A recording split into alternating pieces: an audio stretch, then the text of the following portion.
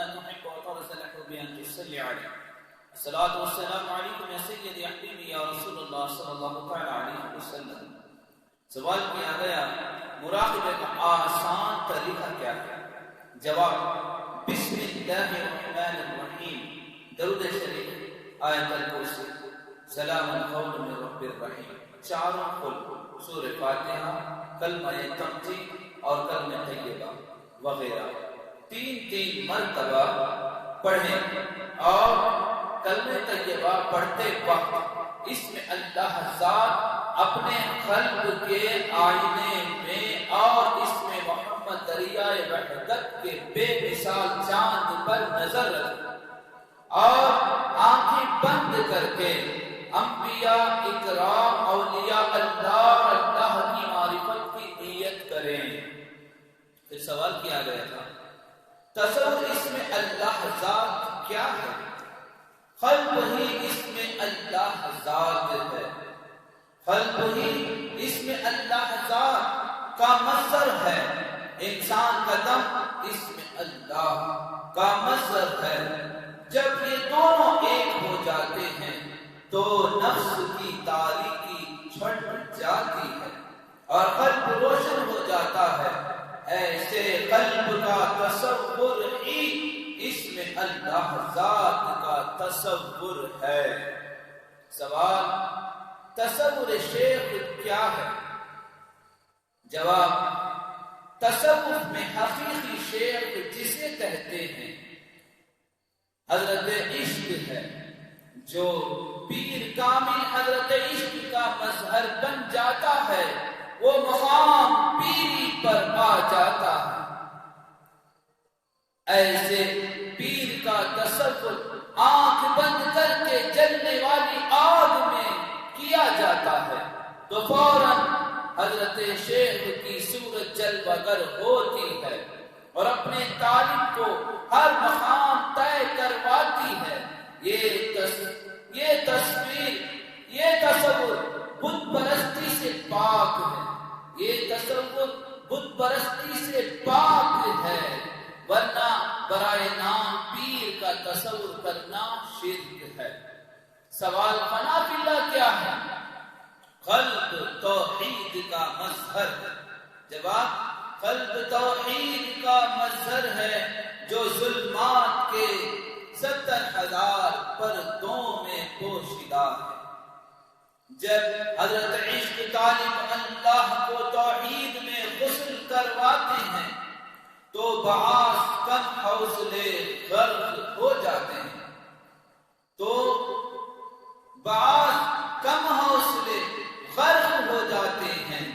بعض ازلی تشنا سمندر تو توحید پی کر بعض ازلی تشنا سمندر تو توحید پی کر ابھر آتے ہیں تاکہ حضرت عشق کی ہمراہی حاصل ہو.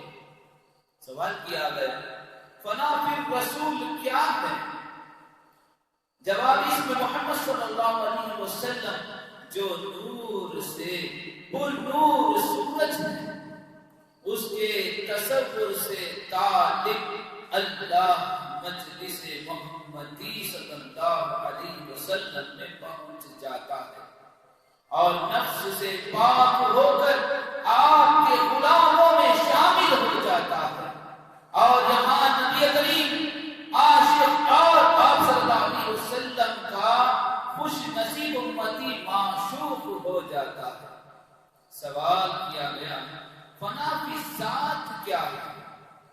اس میں اللہ ذات کے تصور کے اثر سے طالب کا وجود سراپا قلب نور بن جاتا ہے تو اس پر وحدت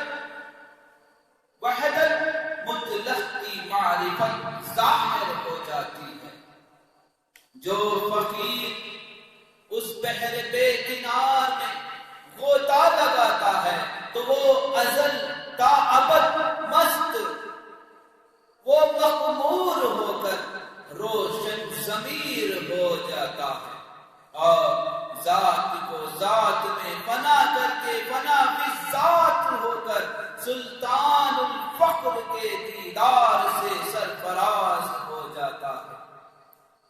اس حقیقت کا منکر نفس کا مظہر کافر ہے۔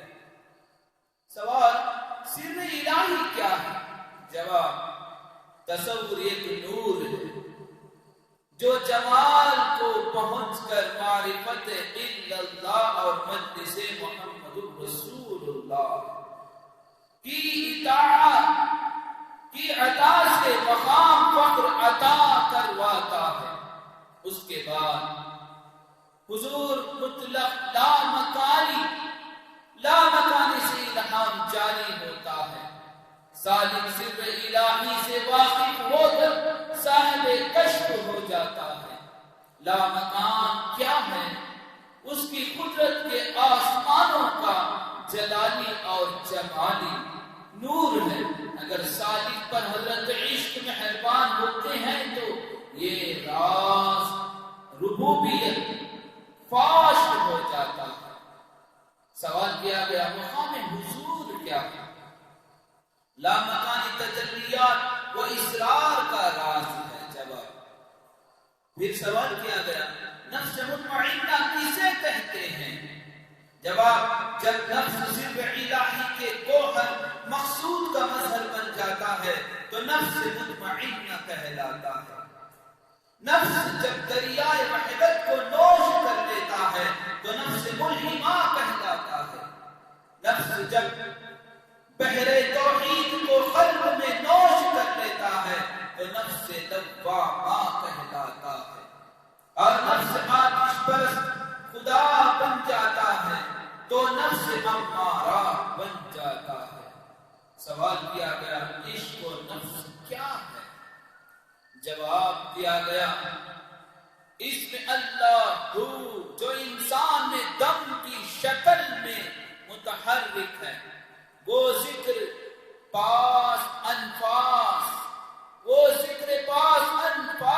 کے ذریعے یا کسی خاص ذکر جس دم کے ذریعے تاریخ کے نفس کے ساتھ مجاہدہ کرتا ہے تو نفس مغلوب ہو کر ختم ہو جاتا ہے اور عشق بیدار ہو جاتا ہے، اور سالک کے تن من میں ایک آگ بھڑک اٹھتی ہے، اور یہی پیر اور رہبر بن جاتا ہے۔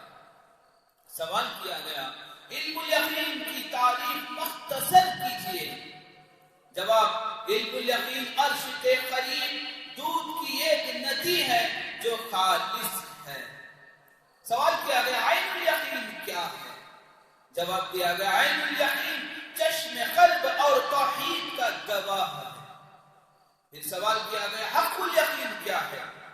یہ خورشید انوار ہے جو لاہوت اور لامکان کی حقیقتوں کا گواہ ہے۔ سوال کیا گیا انسان کسے کہتے ہیں؟ خیر الناس من انفع الناس۔ حدیث پاک بہترین انسان وہ ہے جو انسانوں کو نفع پہنچائے۔ پہلا مرتبہ عقل و جسم کے لیے ہے، دوسرا مرتبہ روح کے لیے ہے، تاکہ نبی کریم صلی اللہ علیہ وسلم کی غلامی کا شرف روح کو حاصل ہو جائے۔ المختصر انسان حضرت عشق یعنی دم، اس میں اللہ کا مظہر ہے۔ اللہ اکبر۔ ہم سب قرآن اور حدیث پاک کے ذریعے صحیح معنی میں جب علم میں تصوف جانتے ہیں تو صحیح راستے پر ہمیں منزلیں مل جاتی ہیں، ورنہ ہم بھٹک گئے تو راستے سے گمراہ ہو جائیں گے، پھر منزل نہیں مل سکتی۔ اس لیے اکابرین نے ہمیں راز و نیاز کو، اللہ والوں نے جو محنت کیا، یہ موتی ہمیں بڑی محنتوں کے ساتھ یہ اسے جاننا ہے، جان کر جو ہے صحیح معنوں میں علم حاصل کرتے ہوئے تصور شیخ سے عمل کرنا ہے، قرآن و حدیث کی روشنی میں، اور شریعت کے پابند ہو کر شریعت ہی میں طریقت پہ چل کر پھر حقیقت کو پا کر اسی میں معرفت کو پانا ہے۔ تب کیا ہوتا ہے؟ اللہ کے نبی صلی اللہ علیہ وسلم کے طریقے میں ہم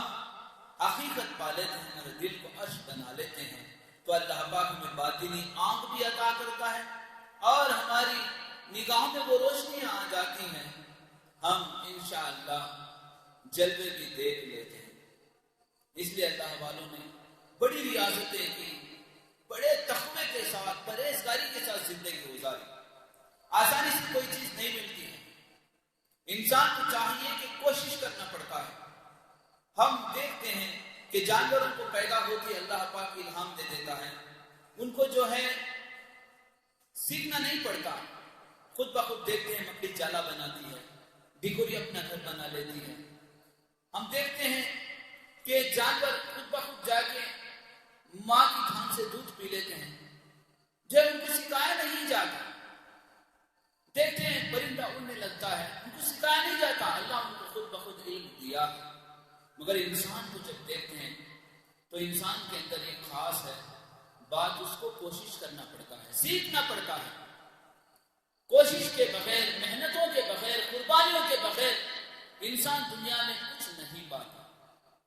بچہ جب پیدا ہوتا ہے تو گندگی کو صاف کرنا پڑتا ہے دائی، اور گانٹ کو باندھنا پڑتا ہے، اور جو ہے بچہ جب روتا ہے تو ماں سمجھ کے دودھ پلاتی ہے۔ یعنی ہم کوشش کرتے ہیں، جب وہ بولنے لگ جاتا ہے تو لینگویج سکھاتے ہیں، بولنا سکھاتے ہیں، ان کو جو ہماری جو زبان ہے وہ سکھاتے ہیں۔ پھر اسکول جاتا ہے تو اور ایک دو لینگویج، وہاں کی ایک دو زبانیں سیکھ لیتا ہے، پھر محنت کرتا ہے، کوشش کرتے کرتے وہ ایک مقام پہ پہنچتا ہے۔ مثال، جب تک کوشش نہیں کرتا کچھ نہیں پاتا انسان، اس لیے انسان کے لیے چاہیے کہ کوشش کرے۔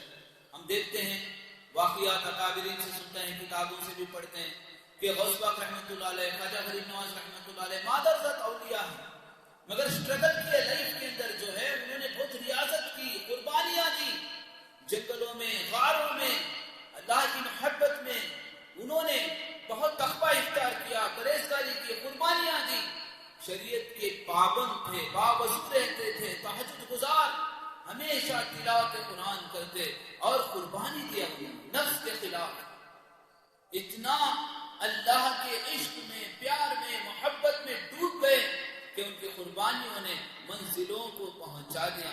حالانکہ یہ تو مادرزات اولیاء ہیں، اتنی ریاضت کیوں کیے؟ یہ ہمیں اشارہ ہے قربانیوں کے بغیر کچھ نہیں حاصل ہوتا، آسانی کے ساتھ انسان کو سب کچھ نہیں ملتا۔ ہاں، اللہ والے جو قابل ہیں ان کی ایک نگاہ کرم سے ولایتیں بھی مل جاتی ہیں۔ ان کے آگے ادب ضروری ہے، ان کی محبت، ان کے آگے قربانی، ان کے آگے جتنا احترام و ادب آئے گا اتنی نگاہ کرم ہوگی۔ اس لیے اللہ والوں کی بارگاہ میں جاتے ہیں، کامل زندہ دلوں کی بارگاہ میں کامل پیر کے نزدیک جاتے ہیں، تاکہ ان کی خدمت سے ہمیں بھی وہ منزل مل جائیں، اللہ کو ہم پالیں، پیارے نبی صلی اللہ تعالی علیہ وسلم کو ہم راضی کر لیں اور دیدار کر لیں۔ اور بہت سے جو ہے راز و نیاز ہیں، ان کی نسبت سے آسانی کے ساتھ ہم حاصل کر لیں، کیونکہ ہم قرآن پاک پڑھتے ہیں، پھر ایک چلتا پھرتا قرآن بھی چاہیے۔ بغیر چلتے پھرتے قرآن کے ہمیں کچھ حاصل نہیں ہوتا، کیونکہ گھر میں آپ 100 قرآن رکھ لو، منزلیں نہیں طے ہوتے ہیں، حافظ قرآن نہیں بنتے، کوشش کرنا پڑتا ہے۔ قرآن والا عمل جن کے اندر ہے، چلتا پھرتا قرآن مل جائے تو ہمارے اندر وہ نعمتیں آسانی کے ساتھ مل جائیں گی۔ اس لیے اللہ والوں کی نسبت جو ہے ہم کرتے ہیں، ہم کو صحیح علم جان کر صحیح عمل کرنا ہے، گمراہی کی طرف نہیں جانا ہے۔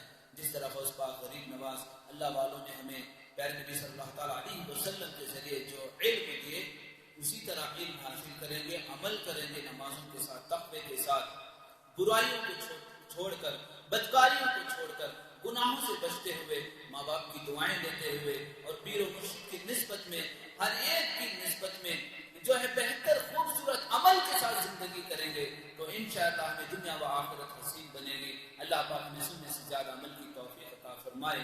واخر دعوانا الحمد للہ رب العالمین۔ رب اشرح لي صدري ويسر لي امري واحلل عقدة من لساني يفقهوا قولي۔ السلام علیکم ورحمۃ اللہ وبرکاتہ۔